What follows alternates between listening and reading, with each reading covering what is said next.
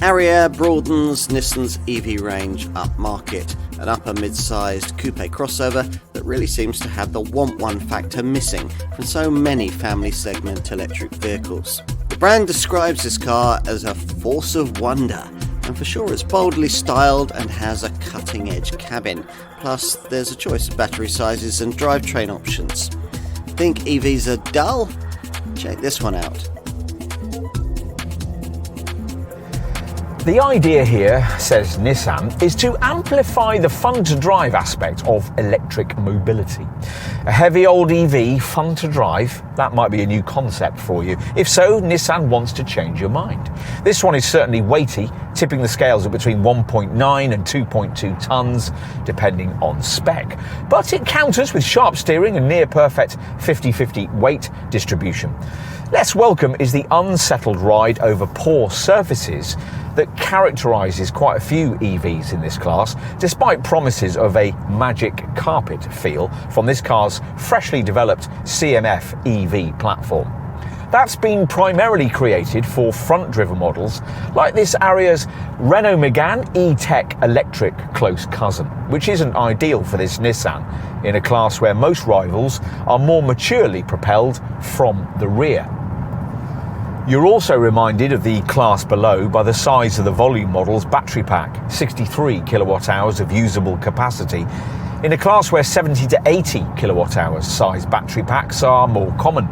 For a chunk more cash, an alternative 87 kilowatt hour battery pack's available, boosting the base version's rather mediocre 250 mile range figure to a more reasonable 329 mile total. With that bigger battery, you're also offered the alternative for the brand's clever E-Force all-wheel drive system, which adds an extra motor on the rear axle and is offered with 301 horsepower and a driving range figure of up to 319 miles. The E-Force package adds an extra snow setting to the three standard ones fitted to all Ariyas, Standard, Eco and Sport. Plus, all variants get an e-pedal brake regeneration system that's so powerful it can almost slow the car to a standstill. The Ariya can charge at up to 130 kilowatts, but the onboard charger is only 7.4 kilowatts in size with this 63 kilowatt hour model, which takes 31 minutes to charge from 10 to 80% from a rapid charger, or 10 hours from a 7.4 kilowatt wall box. The onboard charger is 22 kilowatts in size with the 87 kilowatt hour variants, which take 35 minutes to charge from 10 to 80% from a rapid charger, or 14 hours from a 7.4 kilowatt wall box. Nissan, like most of its rivals, has used the dawn of this new EV era to embrace a fresh design philosophy. This one's called Timeless Japanese Futurism and is supposed to be sleek, sexy and seamless. Well, it's certainly different. And the profile perspective is certainly sleek, with the sweeping silhouette that the brand insists justifies classification as a coupe SUV.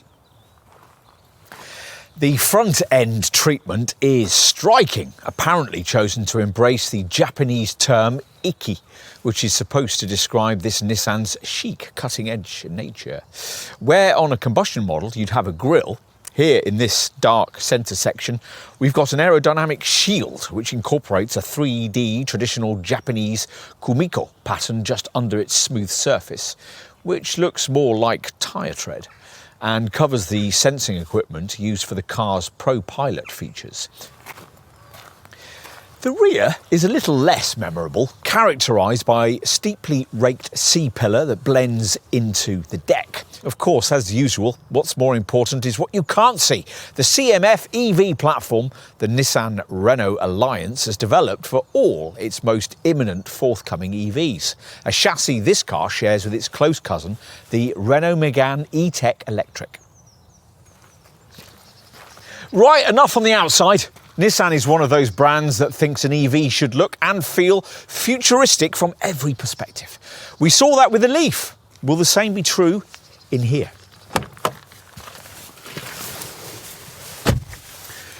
Well, Nissan thinks this is what a sleek cafe lounge on a starship would look like. It certainly has a very minimalist vibe, emphasised by what initially appears to be an almost total absence of buttons. Haptic touch switches instead lie shielded behind wood grain style surfacing until activating the starter switch illuminates them. There's no need for a centre stack in an EV, nor does this raised centre console between the seats intrude too far forward into this lovely open plan, thick pile carpeted space beneath the dash. An illuminated lower fretwork panel emphasises this, the same decoration extended into the beautifully stitched door cards. In case you needed any more distinctive EV cues, there's a copper-coloured strip highlighting the narrow vents that extend across the fascia's entire width. And media connectivity is covered off by the expected twin screens, which, as with the current trend, come bonded together in one horizontal plane and are each 12.3 inches in size, orientated in a wave-like shape. The instrument display is viewed through the best-looking two-spoke steering wheel we've yet seen. Plus, there's subtle ambient lighting, apparently inspired by traditional Japanese lanterns. And these so-called zero-gravity slim-profile seats are stitched with part leather upholstery that isn't too obviously vegan. On the plusher Evolve variant, there's also a bit of comico cleverness with a rather unnecessary power sliding feature for this centre console and a rather more useful compartment that electrically extends from the middle of the dash below the aircon controls, incorporating a table on which you could put a laptop. Neat. Right. Let's take a look at rear seat space, which will presumably be important to you if you're looking for an upper mid-sized EV crossover like this. Otherwise, you might as well have saved your money and gone for something sized closer to a Nissan Leaf, or more likely perhaps the Renault Megane E-Tech electric close cousin model we mentioned earlier. These days, you'd be disappointed in any full battery vehicle of this size with a bespoke designed EV platform if rear legroom wasn't vast. And the Ariya doesn't disappoint with 780mm of stretch out space.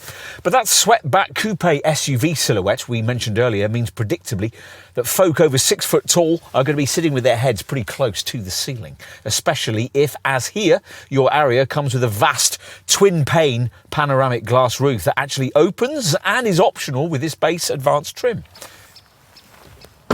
Right, let's finish with a look at the boot. Now, rather disappointingly for an electric vehicle with a supposedly bespoke EV platform, everything has to go in here because, unlike with some rivals, there's no extra frunk space beneath the bonnet.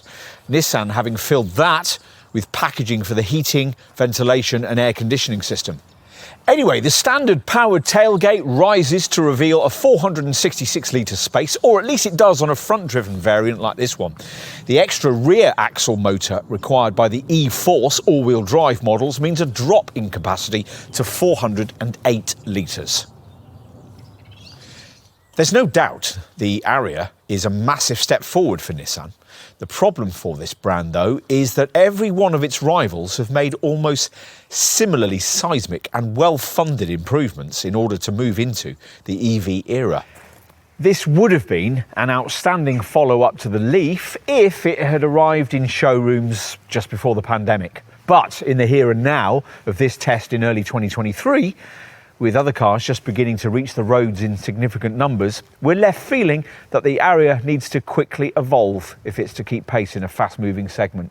The fundamentals, though, are undoubtedly here for a very appealing family EV, and no brand's better placed than Nissan to deliver on that promise.